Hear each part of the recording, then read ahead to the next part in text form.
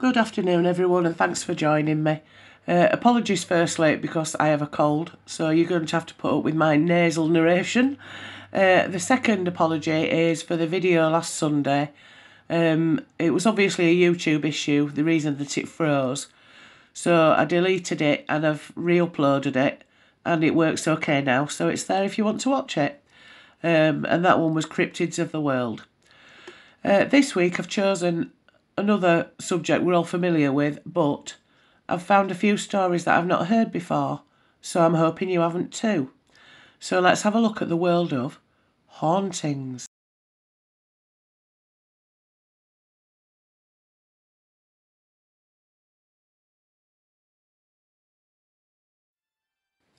The first paranormal events at Borley Rectory reportedly occurred in about 1863, since a few locals later remembered having heard unexplained footsteps within the house about that time. On the 28th of July 1900, 4 daughters of the rector, Henry Dawson Ellis Bull, saw what they thought was the ghost of a nun at twilight, about 40 yards from the house. They tried to talk to it, but it disappeared as they got closer. Local organist Ernest Ambrose later said that the family at the rectory were very convinced they had seen an apparition on several occasions. Various people claimed to have witnessed a variety of puzzling incidents, such as a phantom coach driven by 2 headless horsemen during the next 4 decades. Bull died in 1892, and his son, the Reverend Henry Foyster Bull, took over the living. On June the 9th, 1927, Henry Bull died, and the rectory again became vacant. In the following year, on the 2nd day of October, the Reverend Guy Eric Smith and his wife moved into the house. Soon after moving in, Smith's wife, while cleaning out a cupboard, came across a brown paper package containing the skull of a young woman. Shortly after, the family reported a variety of incidents, including the sounds of servant bells ringing despite their being disconnected, lights appearing in windows, and unexplained footsteps. In addition, Smith's wife believed that she saw a horse-drawn carriage at night. The Smiths contacted the Daily Mirror, asking to be put in touch with the Society for Psychical Research. On the 10th of June 1929, the newspaper sent a reporter, who promptly wrote the first in a series of articles detailing the mysteries of Borley. The paper also arranged for Harry Price, a paranormal researcher, to make his first visit to the house. He arrived on the 12th of June, and immediately phenomena of a new kind appeared, such as the throwing of stones, a vase, and other objects. Spirit messages were tapped out from a frame of a mirror.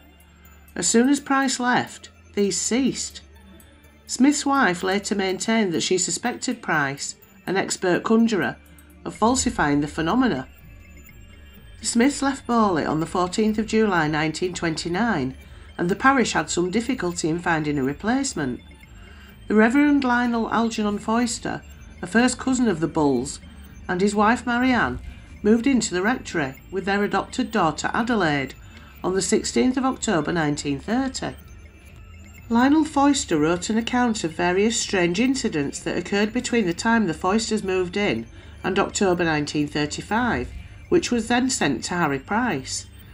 These included bell ringing, windows shattering, throwing of stones and bottles, wall writing, and the locking of their daughter in a room with no key.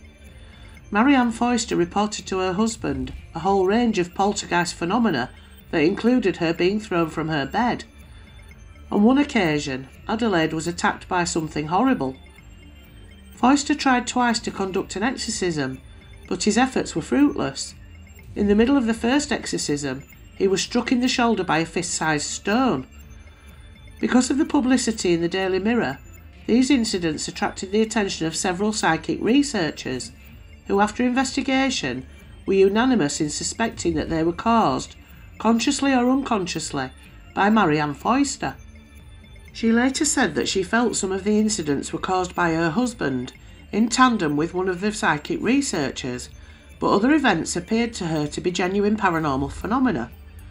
She later admitted that she was having a sexual relationship with a lodger, Frank Peerless, and that she used paranormal explanations to cover up her liaisons. The Foysters left Borley in October 1935 as a result of Lionel Foyster's ill health. Borley remained vacant for some time after the Foysters' departure. In May 1937, Price took out a year-long rental agreement with Queen Anne's Bounty, the owners of the property. Through an advertisement in the Times on the 25th of May 1937 and subsequent personal interviews, Price recruited a corps of 48 official observers, mostly students, who spent periods, mainly during weekends, at the rectory with instructions to report any phenomena that occurred. In March 1938, Helen Glanville, the daughter of one of Price's helpers, conducted a planchette séance in Streatham, South London. Price reported that she made contact with two spirits, the first of which was that of a young nun who identified herself as Marie Lair.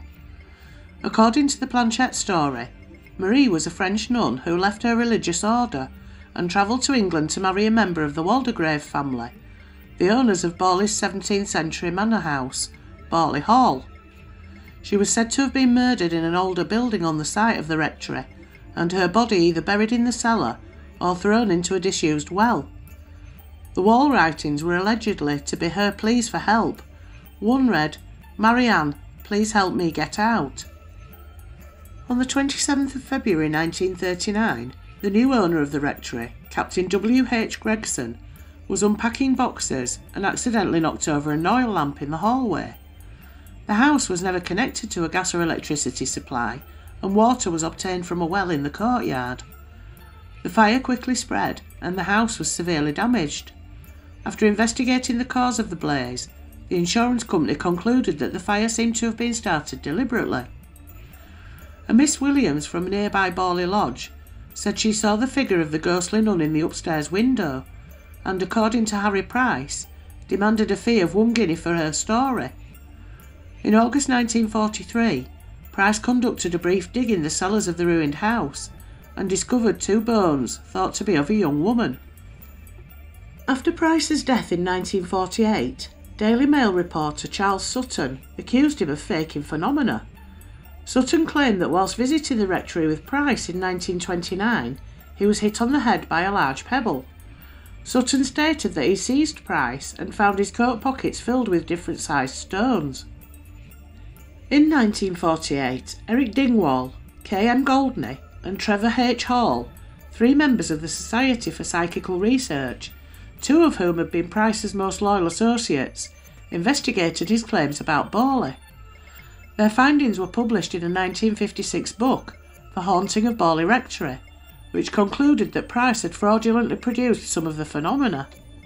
The Borley Report, as the study has become known, stated that many of the phenomena were either faked or due to natural causes such as rats and the strange acoustics attributed to the odd shape of the house. In their conclusion, Dingwall, Goldney and Hall wrote, "When analysed, the evidence for haunting and poltergeist activity for each and every period appears to diminish in force and finally to vanish away." Terence Hines, Professor of Psychology at Pace University, New York, wrote that Mrs. Marianne Foyster, Reverend of the wife Lionel Foyster, who lived at the rectory from 1930 to 35, was actively engaged in fraudulently creating haunted phenomena. Price himself salted the mine and faked several phenomena while he was at the rectory. Marianne Foyster, later in her life, admitted she had seen no apparitions and that the alleged ghostly noises were caused by the wind, friends she'd invited to the house, and in other cases by herself playing practical jokes on her husband. Many of the legends about the rectory had been invented. The children of the Reverend Henry Bull, who lived in the house before Lionel Foyster, claimed to have seen nothing and were surprised they had been living in what was described as England's most haunted house. Even though these seemed to be the findings, Harry Price still had his supporters. And we also have to remember, looking back before Harry Price got involved, that there were also reports of phenomena happening at the rectory. So where does that leave us? Nobody knows.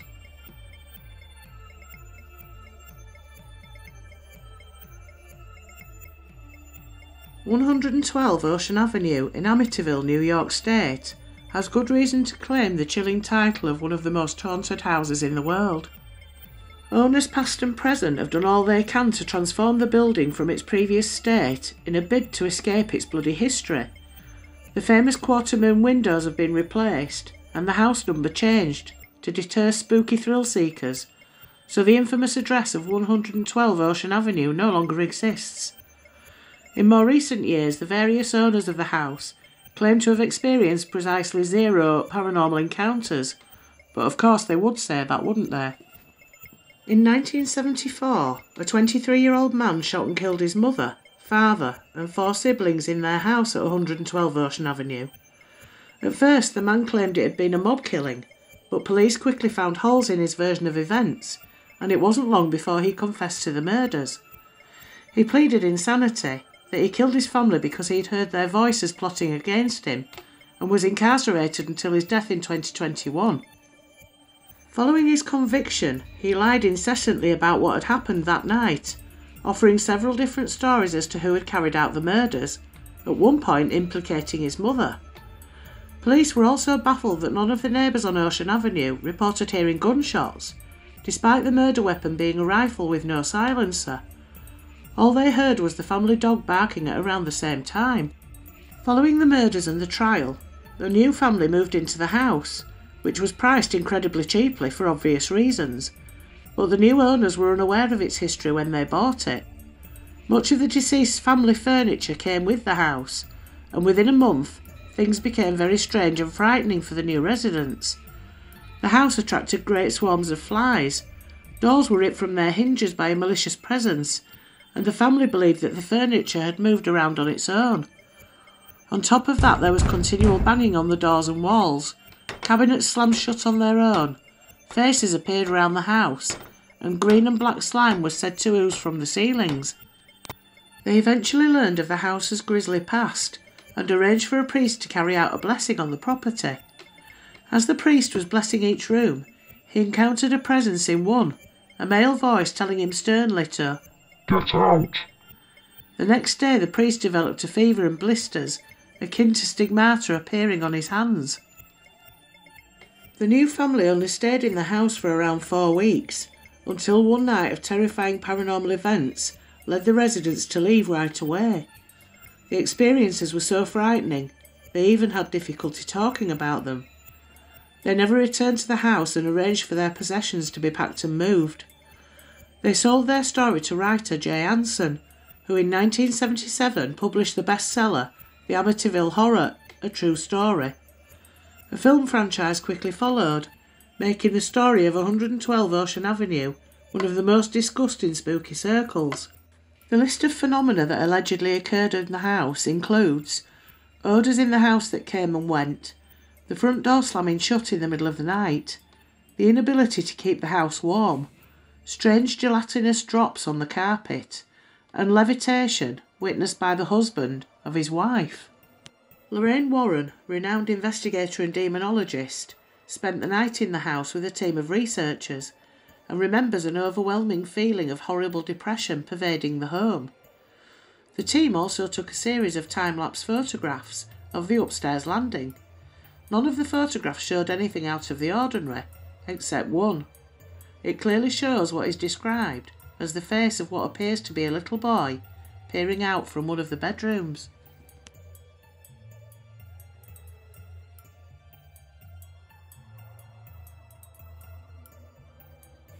Akershus Fortress sits by the water in Norway's capital Oslo. It's considered to be so haunted that the locals take great pride in its paranormal prowess.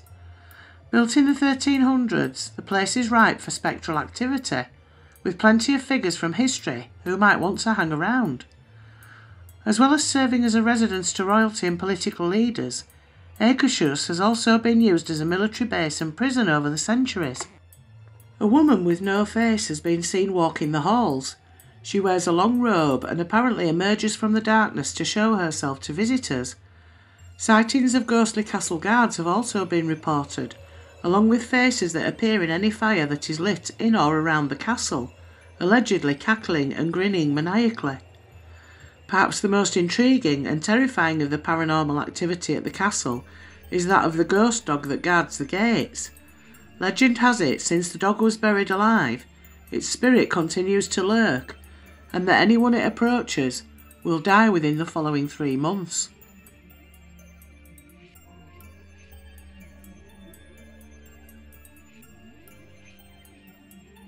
Eastern State Penitentiary in Philadelphia, Pennsylvania, is one of the most haunted buildings in the USA. Built in 1829, the medieval castle-like prison building looms, casting a shadow over the road. This particular facility took solitary confinement to new levels, with prisoners doomed to exist alone, exercising, eating, and living with no one but themselves for company. If a prisoner had to leave their cell, a hood would be placed over their head so they couldn't be seen or see. The authorities claimed that this system of solitary confinement would reform inmates and was more humane than the alternative. However, when Charles Dickens visited the prison in 1842, he disagreed with the method. "I hold this slow and daily tampering with the mysteries of the brain to be immeasurably worse than any torture of the body." These extremes of solitary confinement were abandoned in 1913 due to overcrowding of the prison, but its severe forms of punishment continued in new guises. One inmate had his tongue chained to his wrists. In winter, inmates were dunked in a bath before being hung on a wall until ice formed on their skin. There was a chair in which prisoners were so tightly bound that their circulation was often cut off, leading to many amputations, and inmates could also be sent to the Hole, a damp underground cell where captives were left to rot. In 1929, Al Capone famously spent 8 months in Eastern State, and somehow managed to furnish his cell with oriental rugs, fine furniture, and a radio. Capone's stay at Eastern State was his first stint in prison, some 6 years before his infamous incarceration at Alcatraz. He was travelling through Philadelphia on his way between Atlantic City and his Chicago home when he was stopped and arrested for carrying an unlicensed revolver. The authorities were keen to crack down on Capone, who was by this point a notorious bootlegger, and handed him the maximum sentence for the crime. As one might suspect, his reputation preceded him, and the famous mob boss was treated exceedingly well by the likely terrified staff at Eastern State, making him far more comfortable than any other inmate. With a history rife with murder, torture, suicide, madness and disease, it's little wonder there have been many reports of paranormal activity here, the troubled souls of former prisoners left to walk the crumbling, peeling cell blocks. The prison closed in 1971 and was left to fall into ruin until the 1990s. With its grand but gloomy stone fortress facade, the building was deemed worthy of preservation, restored and turned into a tourist attraction. If those walls could talk, the stories told by staff that work the corridors are hair-raising. Cell Block 12 is where staff and visitors have heard echoing voices and cackling, while Cell Block 6 is known for shadowy figures darting across the walls and pacing footsteps, and Cell Block 4 for the appearance of ghostly faces. One maintenance worker reported opening an old cell door lock when he felt a force grip him and hold on so tightly that he could not move.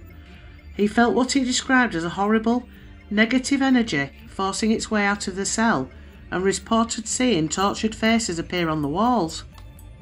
Until recently, supernatural and crime history fans would flock in their thousands to Eastern State every year to visit the museum and take part in the annual Terror Behind the Walls celebration every Halloween.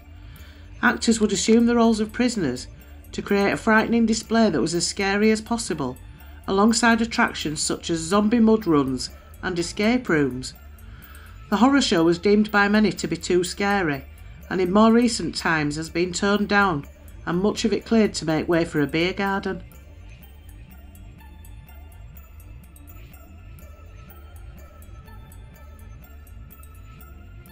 The old Changi Hospital in Singapore is purportedly home to a host of hauntings, hardly surprising when its history is so grisly. Built in 1935 as part of a military base, the hospital was used during the Japanese occupation as a merciless prison by the Kempeitai, the Japanese secret police. Many were tortured and killed there until the building became a hospital again at the end of the Second World War. A new hospital was built on a different site in 1997, and the old Changi has been derelict ever since. Only the bravest enter the abandoned buildings, which are said to be alight with ghostly activity, haunted as they are by their bloody past. Sightings of bloodied Japanese soldiers, supposedly those who were executed here, and patients who never left, have been reported. The ghosts of those who died young are said to haunt the children's ward, and loud bangs, crashes and screams have been heard by many a visitor.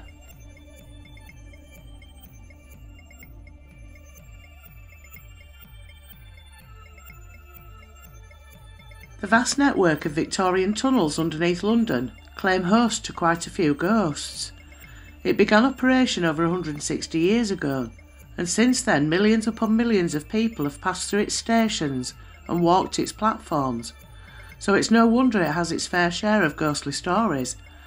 I shall recount a few of them here. In ancient times, the City of London had 109 churches, each with its own burial ground, where victims of gruesome diseases like the Black Death were laid to rest. Bank Station, in the heart of London's financial district, was built right in the middle of the graves of two such churches. The nearby Bank of England was built on the site of St Christopher le Stock's Church, with the graveyard of the church becoming the bank's garden court. Of all the lost souls that prowl Bank, though, it is the ghost of Sarah Whitehead, or the Black Nun, that is best known. Sarah's brother, a clerk at the Bank of England, was hung for embezzling money, yet even after his death, Sarah would return to the bank, searching for her brother. Notorious for ghostly sightings is the infamous Kennington Loop, on the Northern Line. The train empties of passengers at Kennington, ready for the train to perform a loop. Devoid of passengers, the carriages are clear, yet drivers report hearing the slamming of carriage doors right through the train. Legend has it that a man, possibly a London Underground station worker, was electrocuted on the tracks in the 1950s. If you happen to miss your stop on your way home one evening, you too could end up on the Kennington Loop. But be warned, this is one section of the Underground that even drivers refuse to ride. A gruesome tale is that of actor William Terrace, who was stabbed to death by a disgruntled actor outside the Adelphi Theatre close to Covent Garden. A renowned actor in the 19th century, Terrace had his own private entrance to the Adelphi, enjoyed great success and was a frequent visitor at the Covent Garden bakery. However, his friend and fellow actor, Richard Archer Prince, was less successful and became an alcoholic. Terrace gave Prince acting parts and recommended him to the Actors Benevolent Fund, but on the 16th of December 1897, Prince slaughtered his so-called friend outside the Adelphi. When the bakery in Covent Garden was knocked down to make way for the Covent Garden Underground station, the ghost of Terrace followed. Since then, commuters and underground workers alike report seeing this most debonair of ghosts, often with an opera cape and gloves. Of all the ghost sightings on the London Underground, the one that really creeps the drivers out is the girl on the train. As the train approaches Elephant and Castle on the Bakerloo line, drivers report seeing a young woman getting on the train, but they never see her again. What they hear, though, are running footsteps, tapping noises, and the slamming of doors. During World War II, it was into the depths of the Underground that Londoners sought refuge. Bethnal Green on the Central Line is one of the deepest of the tube stations, and it was here that people flocked when they heard the roars of the sirens in 1943, accompanied by gunfire. In the panic to reach the safety of the air raid shelter, and as more people poured onto the narrow stairs, those at the bottom of the stairs were crushed and suffocated, including many women and children. Devastatingly, the sirens were part of a practice raid, not a real raid, so this disaster could have been avoided and 173 lives saved. Some say the wails of the victims can still be heard today. The ghost of Amun-Ra is believed to be that of a cursed mummy put into the British Museum. Like Aldwych Station, formerly known as Strand, British Museum Station is what's known as a ghost station, still there but disused. British Museum Station was closed in 1933 when nearby Holborn Station opened. Rumour has it that a secret tunnel linked British Museum Station to the Egyptian room of the museum itself, giving Amun-Ra, furious at being unearthed, a means to vent her revenge. Those who have witnessed the screaming spectre of Amun-Ra report seeing an Egyptian princess, adorned with a magnificent headdress, walking the platforms of Covent Garden and Holborn. Built on an ancient burial ground, Liverpool Street Station is one of the most haunted of the London tube stations, and is also said to be plagued by a worker in white overalls. This ghostly apparition appears at the station as if on his way to work, wearing his overalls and carrying his box of tools. When Liverpool Street was being updated in 2000, the worker in white overalls was apparently captured on CCTV, yet when the underground staff went to find him, he'd vanished into thin air. One of the spookiest things about the London Underground is that there are hidden tunnels and passages that the public know nothing about. They're disused, but they're still there. One such hidden tunnel can be found at South Kensington on the Piccadilly line, built to house a new section of line but later abandoned. And it is at South Kensington that a man wearing a peaked cap is seen clinging to the side of a steam train coming into the station, to the sound of a loud whistle, before disappearing into the tunnel. Highgate, scene of the abandoned Northern Line extension project, is also said to be plagued by sounds of non-existent trains. The 18th century was a grim time to be in London, especially for the poor. Anne Naylor, a 13-year-old orphan, was apprenticed to hatmaker Sarah Metyard and her daughter Sally. Treated appallingly, Anne was starved, beaten and eventually murdered by Metyard before being dumped at Chick Lane. It was here that Farringdon Station was later built.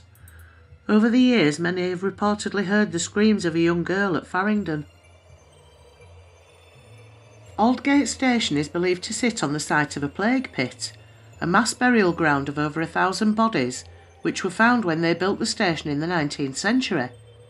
Some say they had uncovered the final resting place of those that succumbed to the bubonic plague that swept through London in 1665, dying a horrible death and left in a putrefying hole. But the ghost that haunts Aldgate is said to be from later in history, a woman that fell onto the tracks when sheltering in the underground during World War II. On the 18th of December 1987, tragedy struck at King's Cross when a fire started under an escalator. The fire quickly spread and 31 people died, with many more injured. The ghost of an inconsolable young woman reaching out for help has since been seen at King's Cross.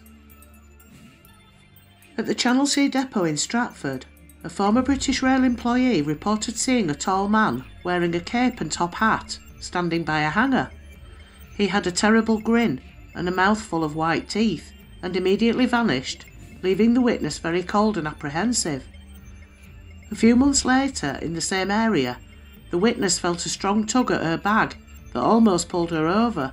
She spun round expecting to see a colleague, but no one was in sight. As part of his training, the trainee manager was sent to walk the Northern Line by himself and encountered an old man with a tilly lamp working at South Island Place. They exchanged a couple of words in passing. When the trainee reached Stockwell Station and commented that he had seen someone else along the line, a search party was dispatched to find the worker, as no maintenance work was scheduled. No one could be found, and the trainee later discovered that the old man had been seen dozens of times over the years. The ghost was believed to be that of a worker killed on the spot during the 1950s. With too many ghostly sightings to be ignored and a veil of secrecy snaking through its tunnels and passages, the London Underground is one of the most haunted places in London. Well, quite aptly, we've reached the end of the line for this week, so please make sure you collect your personal items before disembarking. Thank you all for taking this journey with me. It means a lot, and it does. So, until next week, stay safe, stay happy, and most of all, stay spooky.